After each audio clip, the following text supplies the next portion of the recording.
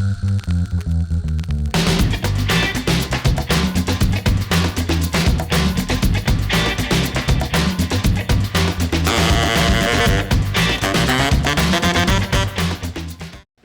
Outlaw Nation, and welcome back to the Outlaw Dynasty. Outlaw Insider Week 2. A great start to the season last week as we win our first opening game since 2029. We beat Tulsa at 35-21 in the Beeline Brawl. Just a great start to the season and exciting way to start. But it doesn't get easier. We got our toughest stretch of the schedule these next 3 games.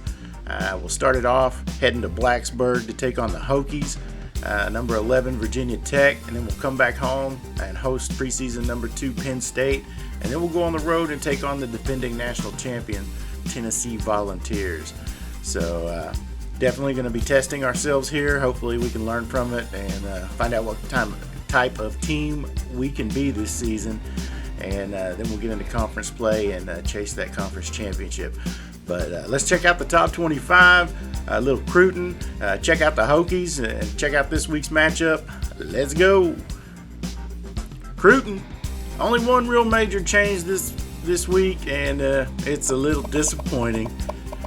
But Mr. Smokey Swisher received an offer from Oklahoma, and he took it. He is committed to Oklahoma, so we will no longer be pursuing Smokey Swisher. But we'll have OU on the schedule here coming up, and we might get to see him and try and shut him down for not coming to Okmulgee. But that's the only major development after week 1. The board still is pretty much the same, minus Smokey Swisher.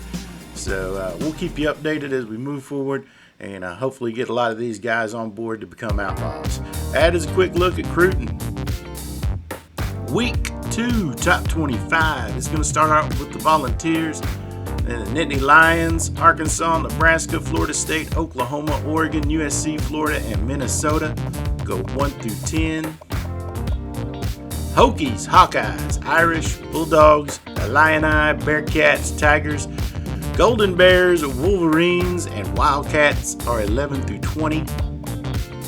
In the UCF, Ohio State, Arizona State, and Ole Miss round out the Week 2 top 25. We were the only team to play in Conference USA last week. We knock off Tulsa, of course, 35-21.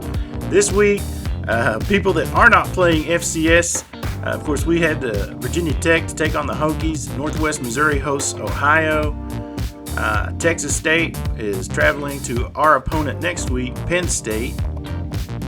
New Mexico State goes to Stanford. UNLV at Louisiana Tech. And UTEP hosts Oregon State. And that is a look at your CUSA Week 2 schedule. Alright, seeing as we were the only CUS team to play last week, that means the conference only had one team to choose players of the week from, so we got 2 players of the week. We got J.R. Romero, your CUSA Offensive Player of the Week, 20-24, 236 yards and 3 touchdowns. And Dominic McBride in his Outlaw debut wins CUSA Defensive Player of the Week with 4 tackles and a pick 6. So nice to see the Outlaws getting some recognition, even though we were the only choice this week. But hopefully we can pick up a few more of these awards throughout the season and get these guys on some all-conference teams maybe at the end of the season. All right, so I noticed that we went up to a 68 overall on offense, and I was curious how we did that. So I go into our rosters, and I notice that Romero gets a +1 awareness after last week, which pushes him to a 75 overall. We got other guys getting pluses. Yeti gets a +1 to awareness. +1 for Gabriel on awareness. Mayfield gets a +1. Lane. Anybody else? Payne and Reed got +1s. And Reed's redshirting. But I guess all those +1s on offense pushed us up enough to get to I think it said 68 overall. We'll see here in a minute when we get into the overall matchup. But, yeah. So, the Outlaws are getting better. How about that? Let's check out the Hokies. So, starting quarterback, they got Rocky Jackson. He's a senior, and he is good. He has a 95 overall. 89 speed, 89 agility, 93 excel, 79 awareness, 85 throw power, and 96 throw accuracy. So we got a challenge ahead of us this week containing this guy, as he looks like a good one. They also got a really good halfback, Derek Strong. He's a senior at 94 overall with an 83 behind him. 79 fullback. Wide receivers, 84, 82. They got an 88 down here. That's weird. 72, 71, 70. Tight end, 78. Left tackle, 83. Left guard, 92. 82 center. 88 right guard. 89 right tackle. 87, they got ends, look at that, 87, 85, 88. 82 defensive tackle. Backers go 80, 81, 83. Your corners, 85, 84, 82, 80. 80 free safety, 80 strong safety, 81 kicker, 73 punter. So defensively, it looks like we might be able to move the ball a little bit on them and put some points on the board, but offensively, that's where the challenge is going to be, is our defense shutting down that offense and that outstanding quarterback they have and that tailback. So that's a quick look at the Hokies. All right, quick overall look at the matchup. Virginia Tech has not played a game yet, so they don't really have any offensive leaders. Nothing to show there. After 1 week, Romero 20-24, 236 yards, 3 touchdowns, 1 pick. R.J. Anderson 13 carries for 52 yards and a touchdown. Palmer 5 grabs for 101 and a touchdown. Balsers our leading tackler. McBride, Scott, and Vela all have 1 pick, and Roberson has our lone sack of the season with 1. Overall, of course, no visitors. It's too early in the season. The Hokies are going to go B+, A-, B. We are D+, D+, C-. And, of course, they don't have any stats yet since they haven't played a game. Herbie's going with the Hokies. Why wouldn't he? But hopefully we can roll into Blacksburg and play well this weekend. There's a quick overall look at this week's matchup. One quick note, I forgot to show our red shirts in the kickoff show. Our kickoff episode, so we'll take a quick look at the red shirts here. Red shirts. So we're going to redshirt Reese and Upshaw, our 2 freshman quarterbacks this year.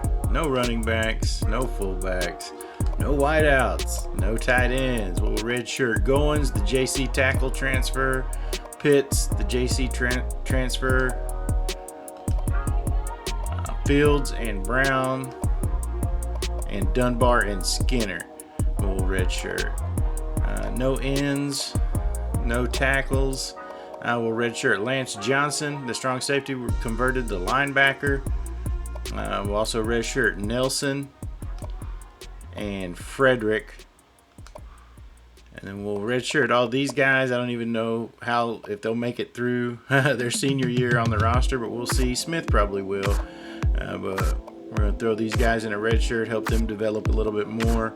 And then last but not least, Burrell, the freshman safety. We'll redshirt him and help him develop a little bit more. That is going to be our red shirts for the 2036 season. There you have it. So I was off by 1. We went up to a 67 overall on offense from a 65 with all those +1 awarenesses we got after the first week. But 90 overall, Virginia Tech, 68 overall, Oklahoma Tech. Our 67 offense will be going up against their 87 defense, and their 93 offense up against our 71 defense.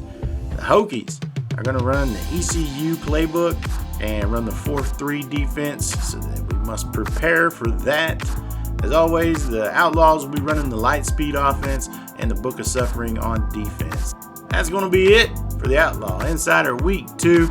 We hope you join us as we travel to Blacksburg to take on the Hokies of Virginia Tech and look to grab us an upset and see if we can start getting some signature wins for Rich Mahogany and the Outlaws. But as always, if you're enjoying the Outlaw Dynasty, we sure would appreciate the support if you hit that like button, subscribe, comment. We love the comments. Share, hoist trophies, win championships. For the Tater Sports Network, I'm Chip D. Till next time, see ya. You crazy mother.